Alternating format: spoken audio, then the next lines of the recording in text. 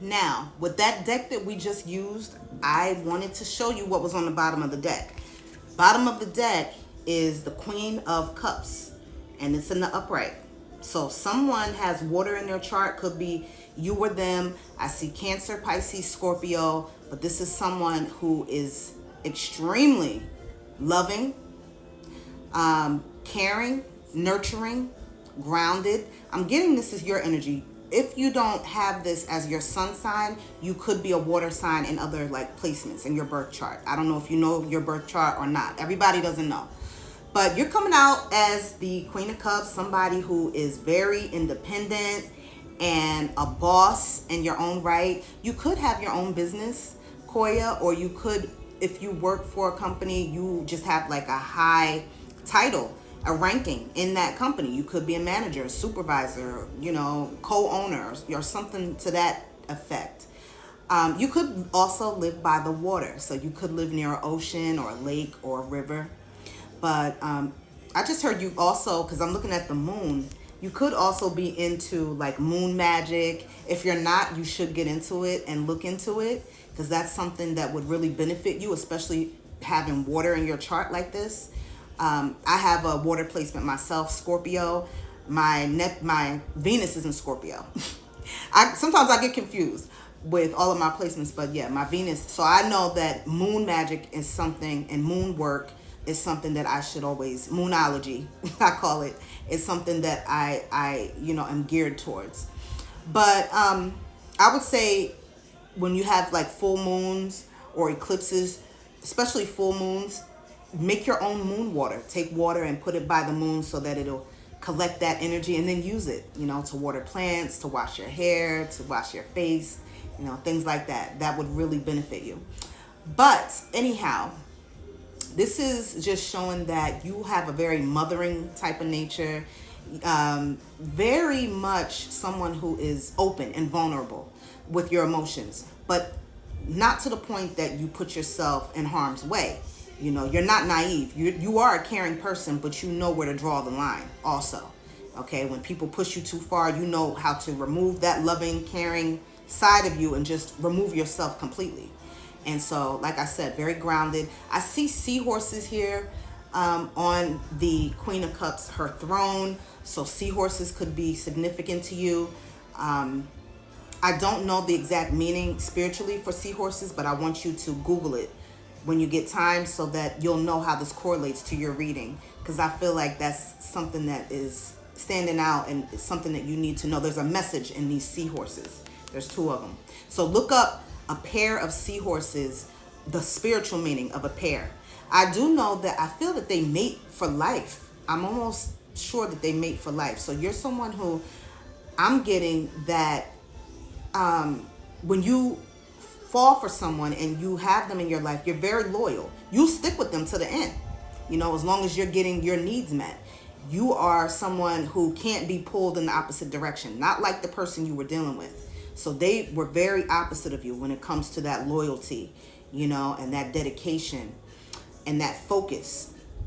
You could like to sip. I do see a cup in your hand. So you're someone who likes to have an occasional glass of wine or a cocktail, mocktail, right? And you like the finer things in life. So you do like to splurge on yourself. Your house could be very comfortable and very light and flowy.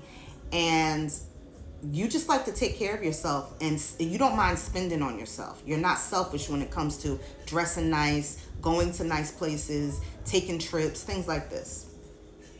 All right, I just had to get that out. Now, new deck. Let's cut the deck for Quoia. Spirit, please show me. This is the last part of your reading. So I want to take a look at, how do you feel about this person? How do you feel about this person? How does Quoia feel about this person? The Death card here. This is the death and the rebirth. Okay. Although this has come to an end, see how it says death and rebirth? There's been an ending. There's been a death of this connection. However, you are open to a rebirth of this whole relationship. If this person was to come correct, you would be willing and able to open yourself back up to them, because you care about them, because you do love them. With that Queen of Cups coming out, that shows how much emotion that you have for this person and how much you showed them emotionally and how supportive you were and kind. And you're definitely willing to try this again, but they have to, they would have to come in the right way, in the right energy. The Death is also about transformation, so they would have to come changed from the character that they showed in the beginning. They would have to come completely changed, transformed. And that's the only way, because I feel that you've been doing the work on yourself in this quiet, in this disconnection with this person. You see how the face on this person, it's no face. It actually looks like a mirror. So the sky is being reflected. You've been reflecting in this time of no contact, not talking to this person. You've been looking deep within yourself, trying to figure out, why did I even attract this person? What was the lesson here? Very introspective energy. And you're someone who does look at the big picture, and you look at the facts. And that's how you come up with decisions. You don't just make rash decisions just like that off a fly. No, you're someone who has a knowing, and you go with your gut, you go with your intuition, and you have looked beyond the surface of this relationship. And I feel like you're also looking at the fact that this person, they have issues, and you know that, you realize that. That's one thing that you realized. But I also feel that you have realized that you are spiritual, you're protected, and whether you have a reconnection with this person or not, you'll be just fine. And you know that within yourself. So tell me more, Spirit, about how Quoia feels. Magician reversed.